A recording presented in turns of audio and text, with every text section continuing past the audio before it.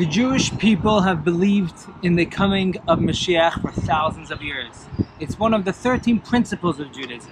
It can come across a little lunatic, a little cucubello, because we believe in life and we believe in the world, but to believe that there is something else coming to salvation or whatever, it seems ridiculous.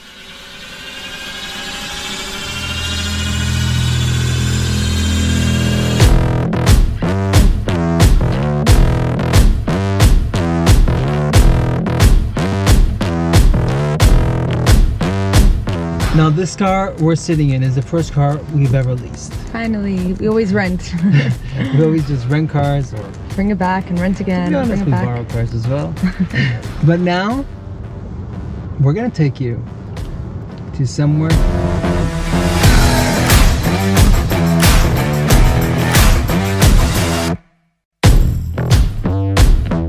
It's a motorbike engine. What we've got is a 2003 Yamaha R1, 1 litre, 4-cylinder, baby-sized race motor.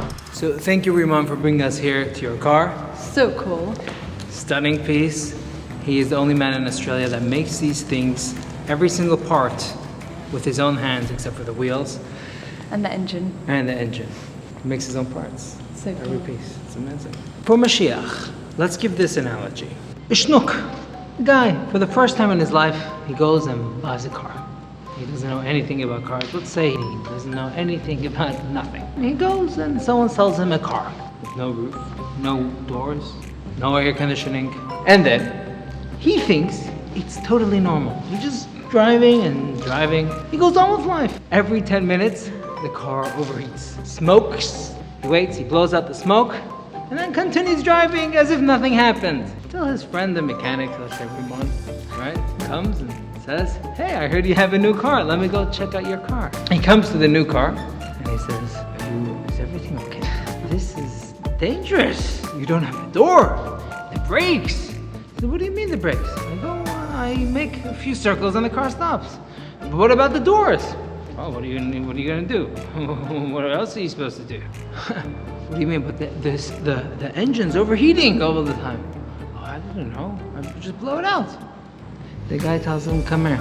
I'll take you straight to the hospital. You've gone nuts."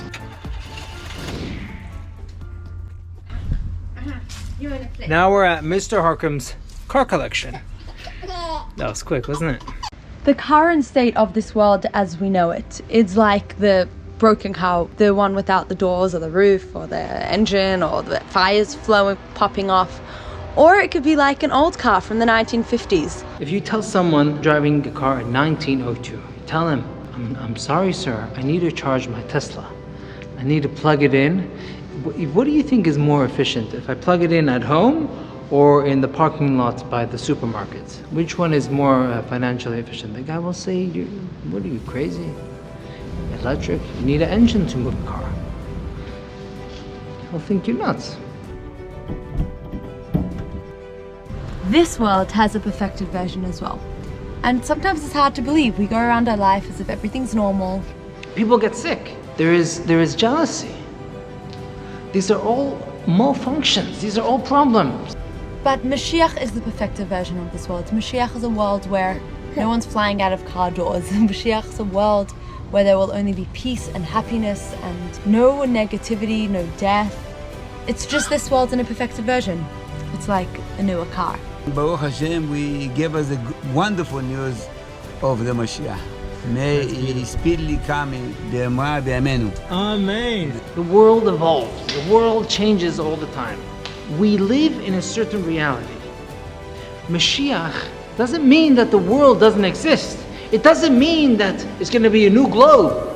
Mashiach means that it's a perfected version of this world. Just like it changes with time and cars, so too this world does have a perfected version, and that version is Mashiach. A time where there will be no hate, only peace, no death, and only love in this world. L'chaim from Espresso Parasha.